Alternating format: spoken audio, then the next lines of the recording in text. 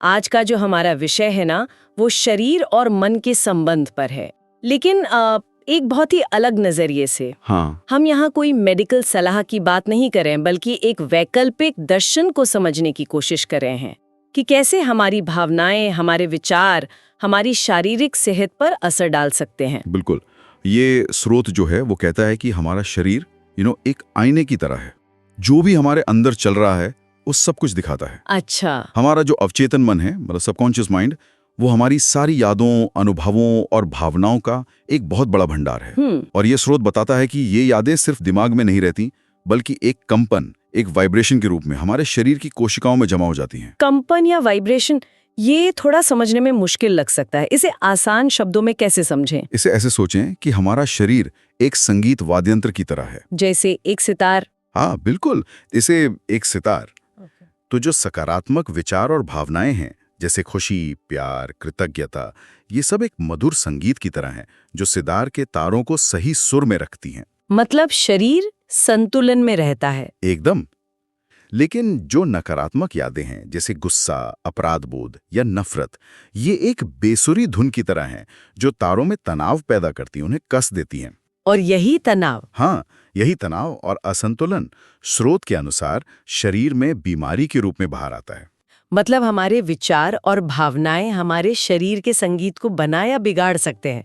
तो चलिए आज इसी को गहराई से समझते हैं और स्रोत में दी गई उन तकनीकों पर नजर डालते हैं जिनसे हम अपने मन की शक्ति का इस्तेमाल करके खुद को ठीक कर सकते हैं। और देखिए, इस दर्शन का एक दिलचस्प पहलू ये है कि शरीर के पास पहले से ही एक ब्लूप्रिंट होता है। ब्लूप्रिंट? हाँ, जन्म से ही शरीर की हर कोशिका को पता होता है कि उसे क्या करना है।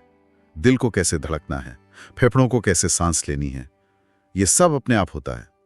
समस्या तब शुरू होती है जब हमारी मान्यताएं, हमारा तनाव, चिंता और नकारात्मक विचार वो इस प्राकृतिक सिस्टम में दखल देने लगते हैं। और एक जरूरी बात जो स्रोत में कही गई है वो ये कि जब मन को ठीक किया जाता है तो वही दवाइयां जो शायद पहले काम नहीं कर रही थीं, वो अब बेहतर असर दिखाने लगती हैं। ऐसा क्यों? क्योंकि आप शरीर को ठीक होने के लिए एक बेहतर आंतरिक माहौल दे रहे होते हैं। कल्पना कीजिए कि आप एक बीज बोना चाहते हैं। अगर आप उसे सूखी बंजर जमीन में बोएंगे तो वो शायद ही उगेगा। हाँ बिल्कुल। लेकिन अगर आप जमीन को उपजाऊ बनाते हैं, उसे पानी देते हैं, तो वही बीज आसानी से खिल उठेगा। मन की स्थिति को ठीक करना उस जमीन को उपजाऊ बनाने जैसा ही है। ये हीलिंग की नींव रखता है। ठीक है, तो इस नींव की बात करते हैं। अब जो बात आ रही है, मुझे लगता है ये कई लोगों के लिए सबसे मुश्किल हिस्सा होगा। स्रोत का दावा है कि जिस मन में किसी के लिए घृणा, क्लेश या नफरत हो, वो उपचार नहीं कर सकता। ये एक बहुत बड़ा बयान है ना?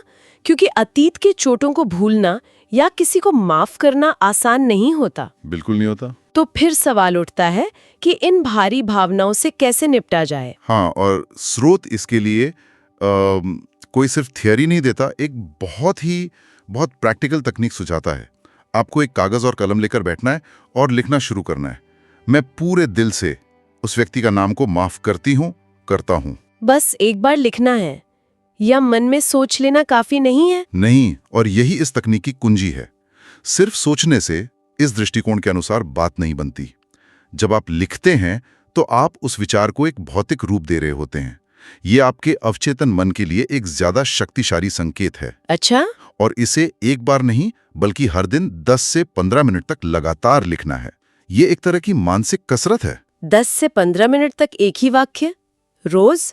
ये तो बहुत ज्यादा लगता है। शुरू में लग सकता है, लेकिन इसका उद्देश्य ही यही है कि आप उस भावना को अपने सिस्टम से बाहर निकाल दें। स्रोत कहता है कि जब आप लिखना शुरू करेंगे तो हो सकता है आपको और ज्यादा गुस्सा आए, पुरानी बातें याद आएं, आप रोएं।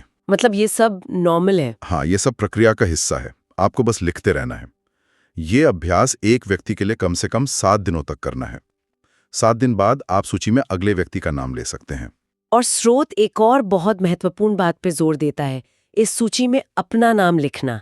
ये मुझे बहुत जरूरी लगा। हाँ, ये बेहद जरूरी है, शायद सबसे ज्यादा जरूरी। अगर मन में अपने लिए कोई अपराध बोध यानी गिल्ट है, या आप खुद को अपनी गलतियों के लिए कोसते रहते हैं, तो खुद को माफ करना सबसे पहला और सबसे जरूरी कदम है।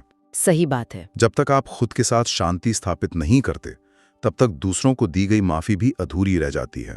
खुद को माफ करना उस नींव का पहला पत्थर है। तो उपचार की पहली सीढ़ी है माफी, अपने अंदर के बोझ को हल्का करना। अब स्रोत भावनाओं और शारीरिक दर्द के बीच एक बहुत सीधा संबंध बताता है। क्या कुछ खास भावनाएं शरीर के कुछ खास हिस्सों में दर्द की वजह बन सकती हैं? हाँ, इस दर्शन के अनुसार ऐसा ही है। वो कुछ बहुत स्पष्ट उदाहरण देता है, जैसे जो लोग बहुत उदास रहते हैं या अक्सर निराशा महसूस करते हैं, उनके शरीर के ऊपरी हिस्से छाती, कंधे, दिल में तकलीफ होने की संभावना ज्यादा होती है। अच्छा, स्रोत तो हार्ट अटैक को खुशी पर अटैक के रूप में वर्णित करता है। खुशी पर अटैक, ये तो बहुत ही चौंकाने वाली बात है। इसका क्या मतलब है? इसका मतलब है कि जब जीवन से खुशी और उत्साह खत्म हो जाता है तो इसका सीधा असर दिल पर पड़ता है। ये ऐसा नहीं है कि आज आप दुखी हुए और कल दिल का दौरा पड़ गया, नहीं। ये सालों तक खुशी को दबाने, निराशा में जीने और जीवन के प्रति उत्साह खो देने का नतीजा है। वो ऊर्जा धीरे धीरे दिल के आसपास जमा होती है और उसे कमजोर करती है। समझ में आया।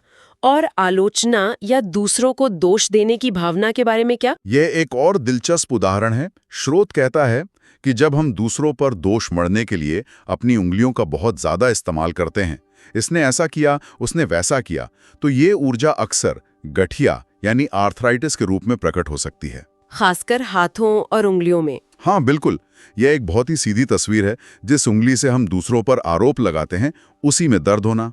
तो स्रोत इसे एक प्रतीकात्मक संबंध के रूप में देख रहा है, या उसका मानना है कि ये एक शाब्दिक ऊर्जा प्रवाह है? स्रोत इसे एक ऊर्जा प्रवाह के रूप में देखता है। उसका तर्क है कि दोष देने की ऊर्जा बहुत संक्षारक होती है, मतलब कोरोसिव, और जब हम इस भावना को लगातार महसूस करते हैं तो ये ऊर्जा शरीर के उन हिस्सों में जमा हो जाती है जिनका हम उस भावना को व्यक्त करने के लिए सबसे ज्यादा इस्तेमाल करते हैं। जैसे उंगलियां? हाँ, मानो जो उंगलियां हम दूसरों की ओर उठाते हैं वो उस नकारात्मक ऊर्जा से खुद ही जलने लगती हैं। ये सोचने वाली बात है। अच्छा, हम अक्सर पीठ दर्द को गलत तरीके से उठने बैठने से जोड़ते हैं, लेकिन स्रोत इसके पीछे भी एक भावनात्मक कारण बताता है। हाँ, और ये बहुत आम है। जो लोग असहाय महसूस करते हैं, जिन्हें लगता है कि जीवन में उनका कोई सहारा नहीं है, या कि लोगों ने उनका फायदा उठाया है, बिल्कुल, उनमें अक्सर पीठ से जुड़ी समस्याएं देखी जाती हैं। इस दर्शन के अनुसार पीठ हमारे सहारे का प्रतीक है, भावनात्मक, वित्तीय, सामाजिक सहारा। जब हमें लगता है कि मेरे पीछे कोई नहीं है या सारा बोझ मुझ पर ही है, तो हमारी पीठ उस भावनात्मक बोझ को शारीरिक दर्द के रूप में दर्शाने लगती है। ठीक है, तो माफी के जरिए हमने मानो अपने अंदर की जमीन को साफ कर दिया है, जो पुरानी कड़वाहट की झाड़ियों से भरी हुई थी। लेकिन खाली जमीन पे तो फिर से जंगली घास उग सकती है ना? सही कहा। तो सवाल यह है कि साफ की हुई जमीन पर कौन से नए सकारात्मक बीज बोए जाएं? स्रोत इसके बारे में क्या बताता है? बिल्कुल सही कहा आपने। अतीत का बोझ हटाने के बाद उस खाली जगह को अच्छी चीजों से भरना बहुत जरूरी है, वरना पुरानी आदतें वापस आ जाती हैं। तो स्रोत इसके लिए 3 मुख्य तकनीकें बताता है। पहली है सकारात्मक अध्ययन। रोजाना सिर्फ 10 से 15 मिनट के लिए कोई आध्यात्मिक या मेटाफिजिकल किताब पढ़ें। कोई भी? हाँ, कोई भी जो आपको प्रेरित करे। इसका उद्देश्य जानकारी इकट्ठा करना नहीं है, बल्कि अपने विचारों को रोजमर्रा की चिंताओं से उठाकर एक उच्च, अधिक सकारात्मक स्तर पर ले जाना है। और दूसरा अभ्यास तो बहुत लोकप्रिय है, कृतज्ञता का अभ्यास, ग्रैटिट्यूड प्रैक्टिस। हाँ, और स्रोत बताता है कि ये क्यों इतना शक्तिशाली है। ये हमारा ध्यान जो नहीं है से हटाकर जो है उस पर केंद्रित करता है। हमारी आदत होती है कि हम हमेशा शिकायत करते हैं या जो कमी है उसी पर ध्यान देते हैं। कृतज्ञता इस मानसिक पैटर्न को तोड़ देती है। इसके लिए कोई सरल सुझाव है स्रोत में? एक बहुत सरल सुझाव है। रात को सोने से पहले खुद से पूछें, आज अच्छा क्या हुआ? लेकिन कई बार दिन इतना खराब जाता है कि लगता है कुछ भी अच्छा नहीं हुआ। और शुरू में ये मुश्किल लग सकता है, लेकिन स्रोत कहता है कि छोटी से छोटी चीज भी मायने रखती है। जैसे शायद किसी ने आपको देखकर मुस्कुरा दिया, या आपको अपनी पसंद की चाय पीने को मिली, या आपने कोई अच्छा गाना सुना। ये अभ्यास दिमाग को नकारात्मकता के पैटर्न से बाहर निकालकर अच्छाई खोजने के लिए ट्रेन करने जैसा है। सही है। और तीसरी तकनीक थोड़ी गहरी है, ये आंतरिक जुड़ाव और विश्राम के बारे में है। हाँ, यहाँ दिलचस्प बात यह है कि स्रोत बताता है कि जब हम नकारात्मक विचारों को पकड़ कर रखते हैं, जैसे मेरे साथ गलत हुआ या मैं बेचारी हूं, तो हमारा शरीर सचमुच में टाइट हो जाता है, सख्त हो जाता है। हाँ, मांसपेशियां सिकुड़ जाती हैं। ये तनाव ब्लड फ्लो को प्रभावित करता है और जब कोशिकाओं तक पर्याप्त ऑक्सीजन नहीं पहुंचती तो वे ठीक से काम नहीं कर पाती। हीलिंग की प्रक्रिया धीमी पड़ जाती है। तो इसका समाधान क्या है? इस शारीरिक तनाव को कैसे कम करें? समाधान है मौन और सजगता। स्रोत सुझाव देता है कि दिन में 2 बार, सुबह और शाम, 5 से 15 मिनट के लिए बस शांति से बैठें। फोन बंद, कोई शोर नहीं। और क्या करना है? बस अपनी सांसों पर ध्यान केंद्रित करें। कैसे सांस अंदर आ रही है और कैसे बाहर जा रही है। और जब आप बैठें तो खुद को शांत करने वाले विचार दें, जैसे मैं रिलैक्स्ड हूं और सब ठीक है। ये साधारण सा अभ्यास शरीर को उस फाइट या फ्लाइट वाली टाइट अवस्था से बाहर निकालकर रेस्ट और हील वाली रिलैक्स अवस्था में लाता है। ये सब सुनना बहुत अच्छा लगता है। माफ करना, आभारी होना, शांत बैठना। लेकिन हम सब जानते हैं कि रोजमर्रा की भाग दौड़ में ये मुश्किल हो सकता है। क्या स्रोत हमें कुछ ठोस टूल या उपकरण देता है जिनका हम दिन के किसी भी समय इस्तेमाल कर सकते हैं? हाँ, देता है। और ये उपकरण बहुत सरल लेकिन शक्तिशाली हैं। पहला है समर्पण।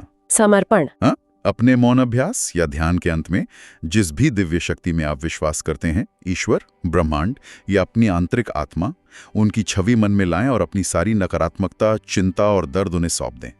बस ये कहें, ये दर्द मैं आपको दे रही हूं, अब आप संभालो।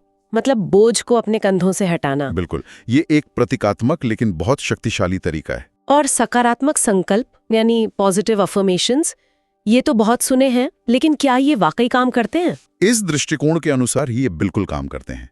सकारात्मक संकल्प एक तरह से आपके मन के लिए सॉफ्टवेयर अपडेट की तरह हैं। अगर आपके सिस्टम में सालों से मैं बीमार हूं वाला पुराना प्रोग्राम चल रहा है, तो ये संकल्प उस कोड को एक नए स्वस्थ कोड से बदलने का काम करते हैं। कोई खास संकल्प जो स्रोत बताता हो? हाँ, कुछ बहुत विशिष्ट संकल्प हैं जो स्वास्थ्य पर केंद्रित हैं। जैसे मेरे शरीर का हर हिस्सा स्वस्थ और संपूर्ण है, या मेरे शरीर में दिव्य उपचार ऊर्जा बह रही है। एक और बहुत शक्तिशाली संकल्प है, हर बार जब मैं सांस लेती हूँ, मैं अपने शरीर को हील कर रहा हूँ। स्रोत में खास मुद्रा का भी जिक्र है। हाँ, ज्ञान मुद्रा। ये बहुत सरल है। अपने अंगूठे और तर्जनी यानी इंडेक्स फिंगर के सिरों को हल्के से मिलाएं और बाकी तीनों उंगलियों को सीधा रखें। इससे क्या होता है? स्रोत कहता है कि यह न केवल एकाग्रता बढ़ाती है, बल्कि सबसे महत्वपूर्ण बात यह है कि यह मन से नकारात्मकता को दूर करने में मदद करती है। ऐसा माना जाता है कि तर्जनी उंगली अहंकार से जुड़ी है और अंगूठा दिव्य चेतना से। जब आप इन्हें मिलाते हैं तो आप नकारात्मकता को दिव्य ऊर्जा के सामने समर्पित कर रहे होते हैं। और अंत में एक बहुत ही सामान्य चीज है, पानी। स्रोत इसे एक हीलिंग टूल के रूप में कैसे देखता है? ये थोड़ा अजीब लगता है। यहाँ तर्क यह है कि हमारा शरीर 70% पानी है। जो पानी हम पीते हैं वो हमारा खून बनता है और यही खून हमारे मस्तिष्क को पोषण देता है। इसलिए पानी की गुणवत्ता, और यहाँ मतलब ऊर्जा की गुणवत्ता से है, बहुत महत्वपूर्ण है। तो तकनीक क्या है? क्या हमें पानी से बात करनी है? एक तरह से हाँ। तकनीक बहुत सरल है। पानी पीने से पहले अपने हाथों को आपस में रगड़ें ताकि उनमें ऊर्जा सक्रिय हो। फिर पानी की गिलास को दोनों हाथों से छुएं और एक इरादा, एक इंटेंशन सेट करें। और क्या कहना है? मन में या धीरे से कहें, ये पानी मेरे मन और शरीर को हीलिंग दे रहा है। या जैसे ही मैं ये पानी पीता हूं, मेरे शरीर की हर कोशिका स्वस्थ हो रही है। स्रोत इसे सुबह उठकर और रात को सोने से पहले करने की सलाह देता है। तो इस सब का निचोड़ क्या है? अगर हम इन सभी तकनीकों को एक साथ देखें, माफी से शुरुआत करके, फिर कृतज्ञता और सकारात्मक विचारों को अपनाना, और फिर मुद्राओं और पानी जैसे उपकरणों का उपयोग करना, तो मुख्य संदेश ये लगता है कि हमारे शरीर को स्वस्थ करने की शक्ति असल में हमारे भीतर ही है। बिल्कुल, ये कोई बाहरी चीज नहीं है, बल्कि हमारे विचारों, विश्वासों और हमारी रोजमर्रा की प्रथाओं के माध्यम से ही इसे सक्रिय किया जा सकता है। और अगर हम इसे बड़े परिप्रेक्ष्य से जोड़ें, तो स्रोत बताता है कि हमारे इस आंतरिक काम से हमारी ऊर्जा या आभा मतलब ऑरा बदल सकती है। ऑरा? हाँ, मतलब किसी व्यक्ति का ऊर्जा क्षेत्र या वाइब। अगर आप इन तकनीकों पर काम करते रहें तो आपकी ऊर्जा में एक सकारात्मक बदलाव, एक हल्कापन और चमक महसूस होगी। ये कोई एक बार का समाधान नहीं है, बल्कि एक निरंतर प्रक्रिया है। मुख्य बात यह है कि हार ना माने और खुद पर काम करते रहें। इस पूरी चर्चा में एक विचार मुझे बहुत आकर्षक लगा। स्रोत में कहा गया है कि ये दोहराना कि मुझे जीवन का सहारा मिल रहा है, पीठ दर्द को ठीक कर सकता है, भले ही आज आपको ऐसा बिल्कुल न लगता हो। ये सिर्फ एक सकारात्मक विचार नहीं है, ये एक नई वास्तविकता बनाने जैसा है, उस पर विश्वास करके जो अभी तक दिखाई नहीं दे रही। और ये एक गहरा सवाल खड़ा करता है जिसपे हमारे श्रोताओं को विचार करना चाहिए। बाहरी सबूत दिखने से बहुत पहले सिर्फ अपनी आंतरिक कहानी को, अपने विचारों और विश्वासों को लगातार बदलकर हम अपने शरीर और जीवन में और कौन सी सच्चाइयों का निर्माण कर सकते हैं।